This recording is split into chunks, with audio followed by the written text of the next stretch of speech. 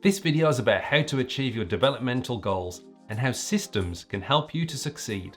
And stay tuned until the very end, where I'll give a bonus tip on how to avoid personal development plan disaster. Hi, I'm Stuart Taylor from Influential PMO, and I'm here to support the project community. If there's one thing I didn't miss as a contractor, it's that as a permanent member of staff, you have to sit down every year with your boss and go through a whole list of goals and objectives as part of your personal development plan. And most of the time, you'll end up agreeing to things you're never going to accomplish. Okay, so the goals that are linked to your project or to your work, they'll probably get taken care of by the day job itself. But the ones revolving around your behaviours and your skills and improving on them, that's a different story. But year after year, we find ourselves sat in front of the boss, making the same commitments, using the same methods, and having the same failures. Here's the problem. When it comes to changing behaviours and improving skills, I don't believe that setting goals is a sufficient tool in its own right to achieve those objectives. So you're probably thinking, sure Stuart, having a goal isn't going to do this. You need action to do it. You need a plan, but that won't work either. Unless you've been incredibly lucky throughout your career, you may have noticed that plans tend to slip, and sometimes other things take priority. So where do you think that your development plans are going to sit in that big list of priorities compared to everything else you have to do as part of your day job? Don't get me wrong, I'm not against having goals. It's just that having goals on their own is insufficient. If having a goal and creating an action plan was all you needed to achieve things, everyone in the world would be fit and healthy, everyone would have a good work-life balance, and everyone's professional and personal tasks would all have been achieved. It's not enough. It never has been, and it never will be. You might think this is crazy talk coming from someone who promotes project management as much as I do. You might think that having a goal and an action plan works so well on a professional basis, but what you're forgetting is that those tools have systems that enable them. And I'm not talking about technological systems like project or PPM tools. I'm talking about the system that requires you to be there during your work hours in order for you to get paid, for you to do your job in order for you to get paid.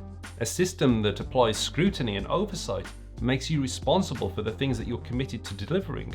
Where's that comparable system when you're trying to learn a new skill or modify a behaviour?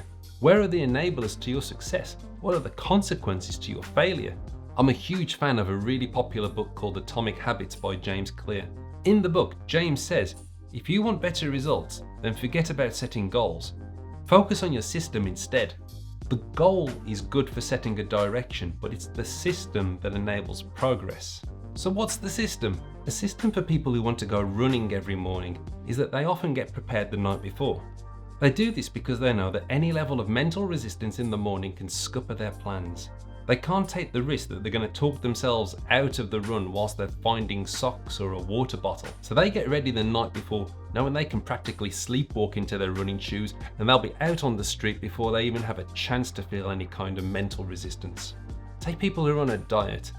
They use a system to create mental resistance. The best way they can avoid eating the foods they shouldn't have is by not buying them. So, if you have a chocolate craving, like I do, if I don't buy the chocolate, I have to go to the shop to get it. Too much mental resistance, I don't bother doing it. So my system to avoid eating chocolate so much is to apply a smaller amount of willpower at the point of when I'm shopping, rather than having to deal with willpower when I've got the craving. And no matter how much I'm craving it, I'm not going to go all the way to town just to buy some chocolate. So consider how these systems can apply if you're trying to learn a new skill or change a behaviour. Usually you get better results out of a training course if you attend a face-to-face classroom training environment. But why is that? It's the same content. You may not have a particularly inspiring teacher. The difference is the system.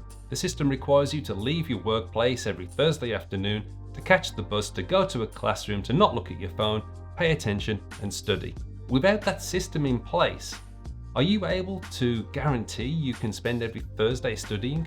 Can you make sure that you're not going to look at your phone and get distracted? The very act of leaving the workplace to go to a place of learning is what's enabling you to learn. Now, I'm not saying you can only learn a skill by going to a classroom. Absolutely not. What I'm saying is you have to create a system that replicates the act of going to a classroom. So, every Thursday afternoon, you turn your computer off, you turn your phone off, you go to a different location, even if it's still within the office. You let your colleagues know that you can't be disturbed. You're studying.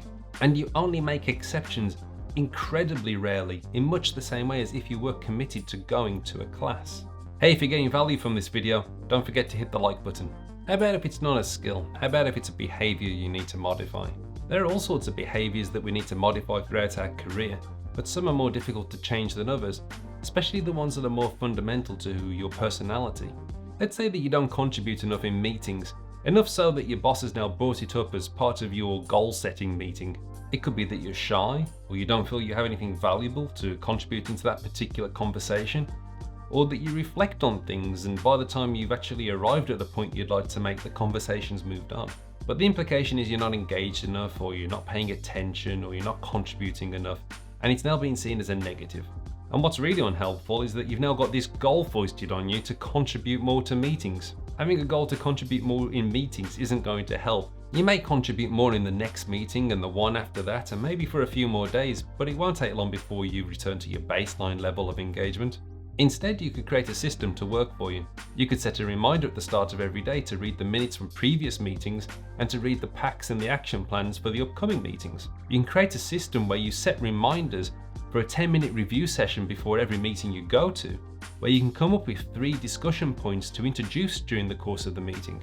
I'm not suggesting these things will improve your meetings, but they'll certainly get your boss off your back for your level of contributions.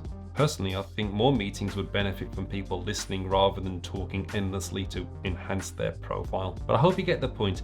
Have your goals, have your action plan, but create a system that forces you to implement them on a daily basis.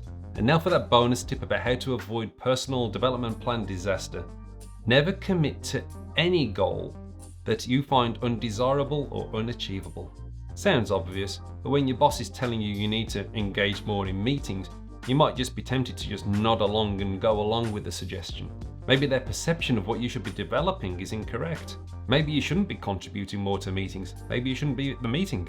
Maybe you don't need to develop the skill they're asking you to. It might not be consistent with your career goals. Don't get me wrong, there are some skills that you're going to have to learn in order to perform your current job. But if you're getting sent off to develop skills for a career path that's something very different from what you're aspiring to, just say no. It's true of skills, but it's especially true of behaviours. If you're being told to change your behaviours, have a good think about it before you agree.